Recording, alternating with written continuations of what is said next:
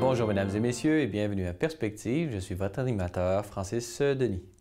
Samedi dernier avait lieu la fête de Notre-Dame de Lourdes, journée célébrant également la 25e journée mondiale des malades. Pour l'occasion avait été organisée à Lourdes-Membes une célébration eucharistique présidée par le cardinal secrétaire d'État du Vatican, Pietro Parolin. S'étant déroulée dans la basilique souterraine Saint-Pie X en après-midi, cette messe fut l'occasion pour des milliers de fidèles de prier et de réfléchir sur le sens de la souffrance humaine. Dans son homélie, le cardinal Parolin a souligné l'importance de la prière pour dépasser nos fragilités, en citant le modèle de Marie qui a accepté librement de se revêtir du Christ. De la même manière avec lui, nous affrontons le temps de la maladie, le temps de la souffrance, le temps de la fragilité et le temps de la mort, a-t-il affirmé. Après la messe célébrant, ainsi qu'une longue procession constituée de milliers de fidèles, s'est dirigée vers la grotte de Massabielle afin d'implorer l'intercession de Marie pour que Dieu donne les grâces nécessaires aux malades pour trouver dans la souffrance et la maladie une occasion unique de sanctification. Écoutons quelques extraits de cette célébration émouvante.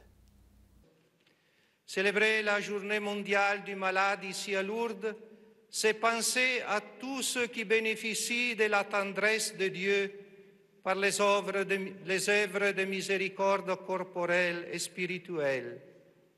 Cette journée constitue une occasion d'attention spéciale à la condition des malades et plus généralement de ceux qui souffrent. Et c'est aussi l'occasion, continue le pape, pour exprimer ma proximité dans la prière et mon encouragement aux médecins, aux infirmiers, aux volontaires et à toute personne consacrée, engagée au service des malades et des indigents.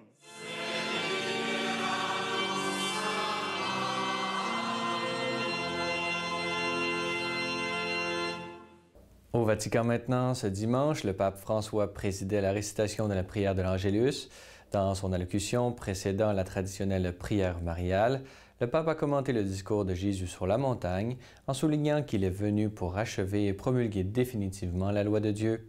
Écoutons ce résumé préparé par nos collègues de la télévision Vaticane. La justice de Jésus est supérieure à celle des scribes et des pharisiens parce qu'elle est animée par l'amour, par la charité, par la miséricorde. Elle est ainsi capable de réaliser la substance des commandements en évitant le risque de formalisme. C'est ce qu'a rappelé le pape François avant la prière de l'Angélus en commentant la page du discours sur la montagne de l'évangile de Saint Matthieu, tiré de la liturgie de ce jour.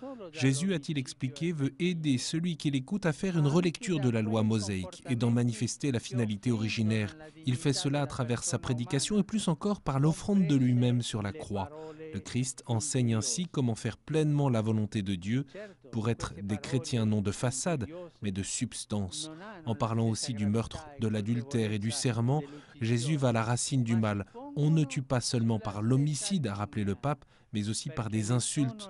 Elles ne sont pas aussi graves que le meurtre, mais elles en sont les prémices parce qu'elles relèvent de la même malveillance. De même qu'on arrive à l'homicide à travers les injures, Jésus a éclairé le fait qu'on atteint l'adultère quand on regarde une femme autre que sa propre femme avec l'intention de la posséder, a expliqué encore le pape.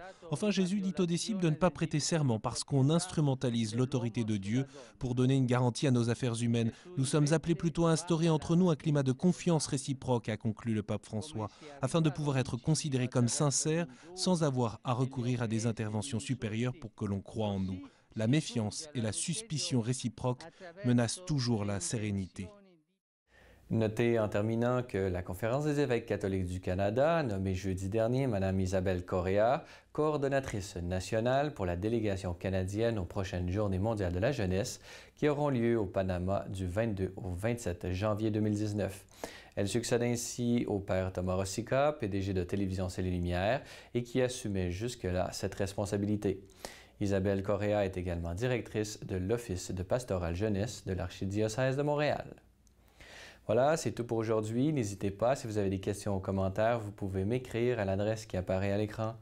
Merci d'avoir été des nôtres. À la prochaine.